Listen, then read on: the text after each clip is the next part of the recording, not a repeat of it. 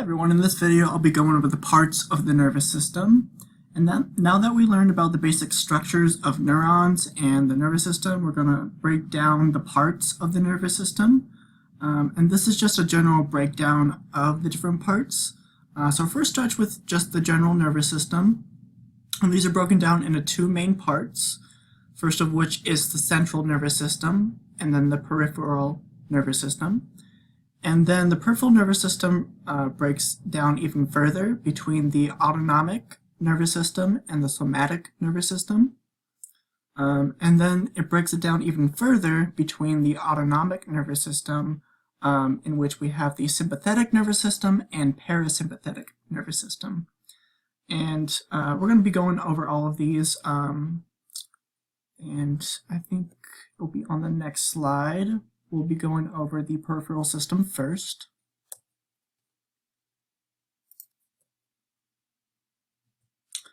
So first, the peripheral system is made up of nerves that carry signals back and forth from the organs, the muscles, and other senses of the body to the brain. And there are two subdivisions of the peripheral system, as I mentioned, the somatic and the autonomic. The somatic deals with voluntary or conscious movement. It relays sensory and motor information to and from the brain to the muscles. And for example, as you might see here, the brain is sending signals to the muscle in order to hit this button here or switch. And then the muscle is then communicating back to the brain, giving the brain sensory information on pressing that switch. Other examples include just moving our limbs, flexing our muscles, or moving our eyes. The other subdivision of the peripheral system is the autonomic system, which is similar to its name, deals with the automatic functions of the body that we have involuntary or unconscious control of. For example, this includes blinking naturally, our heart beating naturally, or our lungs pumping air into our lungs, or blood circulating through our system, and other internal movements. So structures that you see here, such as the lungs, the digestive system, secreting hormones, and the previous stuff that I mentioned, are all part of the autonomic nervous system.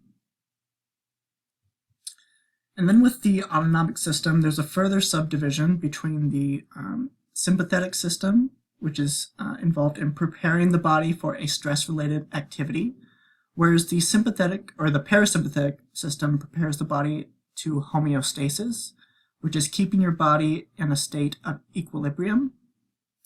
For example, when we go for a run, our sympathetic nervous system kicks in as our heart beats faster and increases more circulation of blood to our muscles.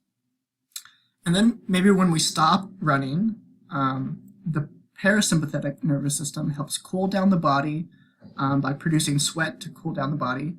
And when we are done running, it helps us slow down the heartbeat in order to return the body to a neutral state of homeostasis.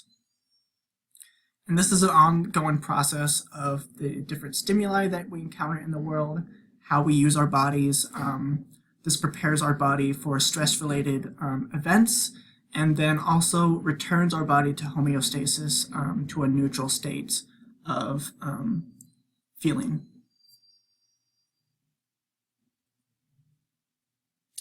And on the other side of the nervous system is the central nervous system, which includes the brain and the spinal cord. The spinal cord merges the nerves of the body to the brainstem.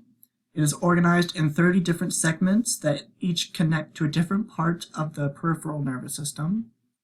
And these nerves travel to and from the spinal cord to the brain in order to send and receive messages. And then there are two hemispheres of the brain, the left and the right brain. And interestingly enough, the left hemisphere controls the right side of the body, and the right hemisphere controls the left side of the body. And these hemispheres are connected by the corpus callosum, which allows the two brains to communicate with one another. There has been a split brain procedure which cuts this corpus callosum and separates the two hemispheres in order to control seizures. And please see the supplementary video on what happens when we do the split brain procedure. There's some interesting stuff that you could learn from that video. And in these two hemispheres, there are different parts of the brain. The forebrain, the midbrain, and the hindbrain. First, we'll focus on the forebrain, which consists of different lobes, which consists of the frontal lobe, the parietal lobe, temporal lobe, and occipital lobe. The frontal lobe is involved with thinking, reasoning skills, and it contains the motor cortex, which is involved in planning and coordinated movement. The prefrontal cortex, which is involved in cognition, and the Broca's area is involved in language production in the frontal lobe. Next, the parietal lobe is involved in processing information from the body's senses. It contains the somosensory cortex, which processes touch, temperature, and pain. Then moving on to the temporal lobe. This temporal lobe is involved in hearing, memory, emotion, and some language. It contains the auditory cortex for processing auditory information. And Wernicke's area is responsible for how we comprehend and understand speech. And then lastly, in the occipital lobe here is located on the back of the brain and involved with processing visual information. And here's where the Broca's and the Wernicke's areas are in the frontal lobe and in the parietal lobe. Or the temporal lobe, I'm sorry.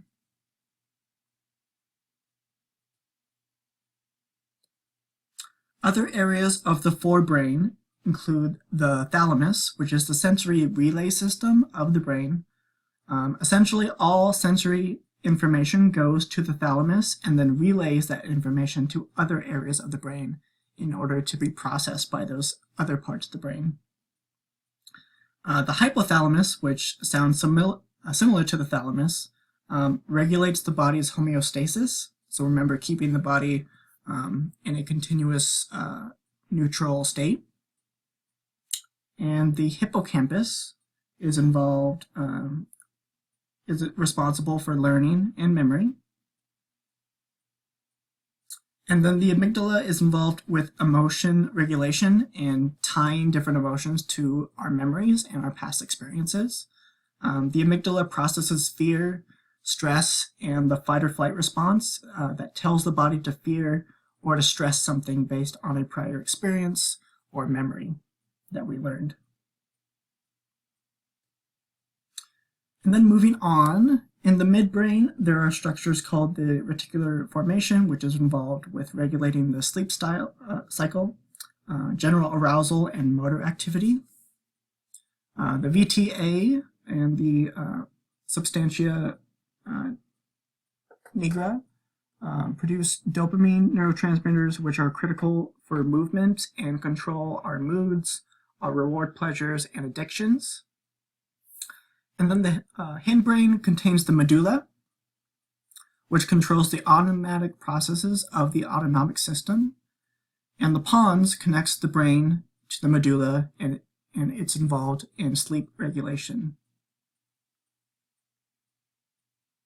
And then the cerebellum is the structure located at the back of the brain that is involved with balance, or coordination, movement, and other motor skills. And it is especially able to remember procedural memory and certain muscle memory.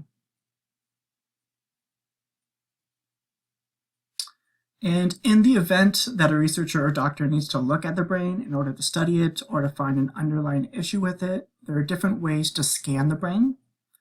First, as you might see here, is a CT scan, which takes many x-rays of a section of the brain and constructs an overall image of the area wanting to be looked at. For example, if someone had a tumor and needed to know the location or the size of it, they would be able to use a CT scan in order to see that tumor. In addition, there are PET scans or PET scans, in which a person drinks or is injected with a substance called a tracer in order to see live activity in the brain. As a part of the brain becomes more active, showing the different colors here, the tracer will be located in that region because more blood will be concentrated in that active area where the tracer is. Researchers or clinicians using PET scans may want to research how a brain's activity works in a certain area, or maybe a person has a certain disease or mental illness that they could try to figure out through brain activity. And then there is a MRI in which a person is placed inside a huge machine that generates a magnetic field that allows someone to view cells of the brain. And an fMRI is used the same way, but can track brain activity over time.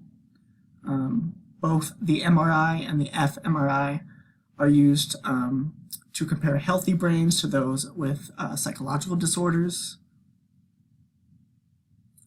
And then an EEG is used to measure a brain's electrical activity. Electrodes, as you see here, are placed around the head and are able to record brain waves when engaged in an activity, or when trying to monitor sleep or any other activity that may be of interest to the researcher.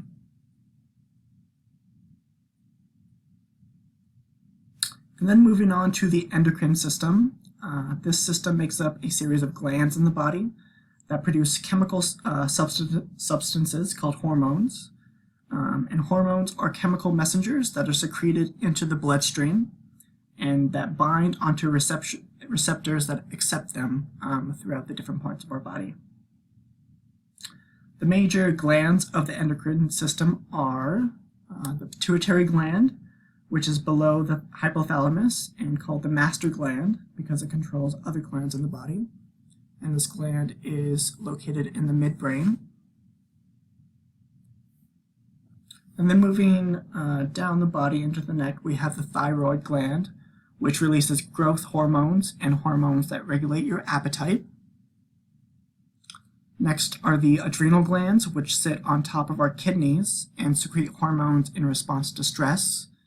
And the pancreas is an organ that secretes hormones to regulate blood sugar levels and produces insulin.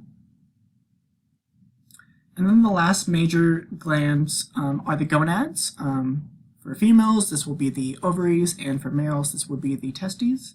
The ovaries secrete estrogen and progesterone, whereas the testes produce testosterone.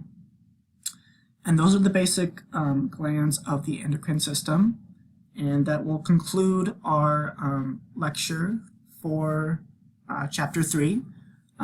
Make sure you review the videos and make sure that if you have any questions, please let me know so I can clarify. Thanks.